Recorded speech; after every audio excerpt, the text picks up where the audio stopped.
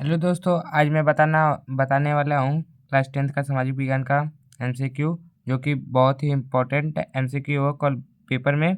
इससे कम से कम 10 से 12 एमसीक्यू आ ही जाएंगे। तो यह आपके लिए बहुत ही इम्पोर्टेंट वीडियो है, इसको देखना ना भूलें, अंत तक देखिए। पहले आप लोग को खंड ए मिलेगा और बहुविकल्पीय प्रश्न। इसमें पहला प्रश्न है, जर्मनी के एकीकरण में प्रमुख भूमिका किसने निभाई? हिटलर ने निभाई, बिस्मार्क ने निभाई, मुसोलिनी ने निभाई, गरिबाल्डी ने निभाई। तो किसने निभाई? अंटोइन बिस्मार्क ने निभाई। जर्मनी के एकीकरण में प्रमुख भूमिका किसने निभाई? अंटोइन बिस्मार्क ने निभाई। और दूसरा है, चौरी चौरा की घटना का क्या परिणाम हुआ? चौरी चौरा की घटना का क्या परिणाम हुआ? पहला, रॉलेट एक्ट पास हुआ, खिलाफत आंदोलन चलाया गया, साइमन कमीशन भारत आया और असहयोग आंदोलन वापस ले लिया गया। चौरी चौरा की घटना का क्या परिणाम हुआ? तो असहयोग आंदोलन वापस ले लिया गया। क्या किया गया? असहयोग आंदोलन वापस ले लिया गया। इसको आपको देखते ही याद हो जाएगा, रटने की कोई ज़रूरत नहीं है। और तीसरा है, वर्नाक्युलर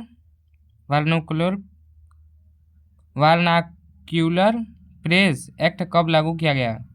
वर्नाक्युलर प्रेस कब लागू किया गया?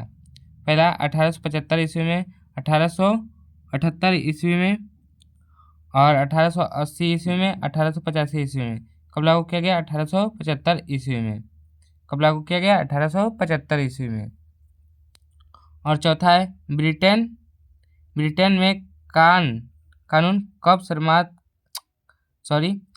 में कानून समाप्त करने का मुख्य कारण क्या था? ब्रिटेन में कानून समाप्त करने का मुख्य कारण क्या था?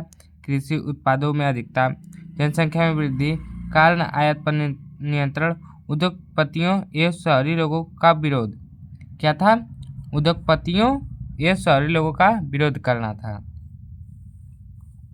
और पांचवा है, आर्थिक महामंदी का प्रारंभ कब से हुआ? आर्थिक महामंदी का प्रारंभ कब से हुआ? वर्ष 1928 में, वर्ष 1929 में, वर्ष 1930 में, वर्ष 1932 में। कब हुआ आर्थिक महामंदी का प्रारंभ? कब हुआ? 1929 ईस्वी में हुआ।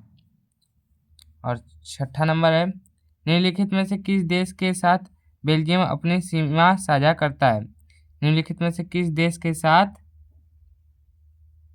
बेल्जियम अपनी सीमा साझा करता है? तो इसका राइट आंसर क्या हो जाएगा? लक्जमबर्ग।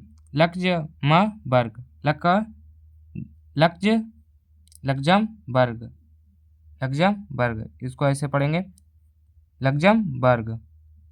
सातवां है, निम्नलिखित में से कौन सा संघ सूची का विषय है? निम्नलिखित में से कौन सा संघ सूची का विषय है?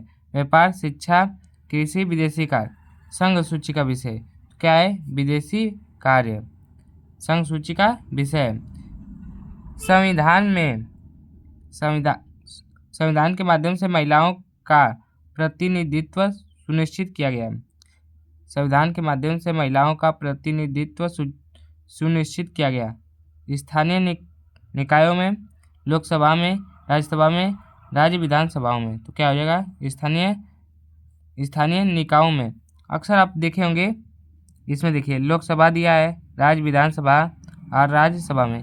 सबसे डिफरेंट मतलब सबसे अलग क्या लग रहा है इसमें? यहाँ पे राज्यों का बात किया है, यहाँ पे स्थानीय बात किया है। तो ऐसे भी कर सकते हैं।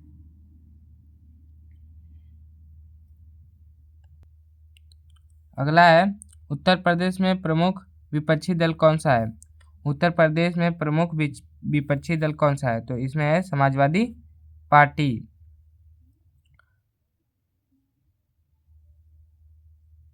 समाजवादी पार्टी है या कांग्रेस है? सॉरी, कांग्रेस होगा यहाँ पे, कांग्रेस पार्टी होगा यहाँ पे। लोकतांत्रिक व्यवस्था अन्य व्यवस्थाओं से अच्छी है क्योंकि यह सभी नागरिकों में समानता को बढ़ावा देती है, व्यक्ति की गरिमा को बढ़ावा देती है, ए व बी दोनों। सभी, तो ये क्या करती है, लोकतांत्रिक व्यवस्था अन्य व्यवस्थाओं से अच्छी है क्योंकि ये दोनों काम करती है। सभी नागरिकों में समानता को बढ़ावा देती है, व्यक्ति की गरिमा को बढ़ावा देती है। क्या आंसर हो जाएगा, ए और बी दोनों हो जाएगा। इसका राइट आंसर हो जाएगा ए और बी दोनों। 11वां, निम्नलिखित में से कौन सा खनिज अधात्विक है? कौन सा खनिज अधात्विक है जिसमें धातु नहीं है? बॉक्साइट में धातु है, जस्ता भी धातु है, मैग्नीज भी धातु है।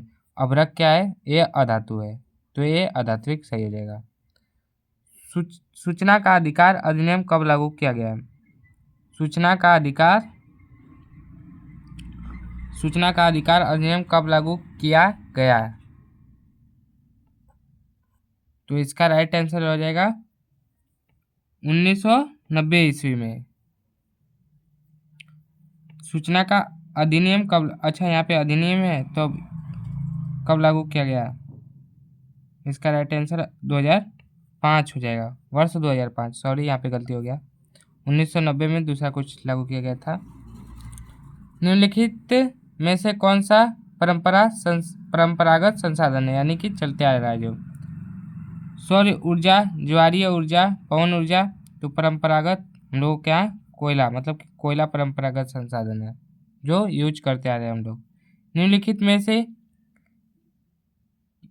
में से किसको कृषि एवं सहायक क्षेत्र भी कहते हैं? तो क्या होगा इसका? प्राथमिक क्षेत्र।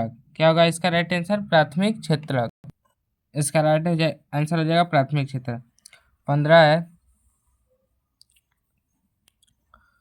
नंबर है, निम्नलिखित में से कौन सा व्यक्ति असंगठित क्षेत्र के अंतर्गत आता है? दैनिक असंगठित क्षेत्र के अंतर्गत आता है। दैनिक कृषि मजदूर, बैंक मैनेजर, राजपत्री अधिकार। तो इसका राइट आंसर हो जाएगा सैनिक। क्या हो जाएगा? सैनिक। सैनिक सैनिक सैनिक इसका सही आंसर हो जाएगा। आप लोग सोच रहे होंगे कि यही मारेंगे हम, पर दैनिक कृषि मजदूर होगा। आप लोग कमेंट में बताइएगा मैंने क्या सैनिक सही बता रहा था, आप लोग गलत या सही बताइएगा। दैनिक कृषि मजदूर, इसका राइट आंसर हो जाएगा दैनिक कृषि मजदूर। निम्नलिखित में से कौन सा व्यक्ति असंगठित क्षेत्र के अंतर्गत नहीं आता? तो दैनिक कृषि मजदूर नहीं आता।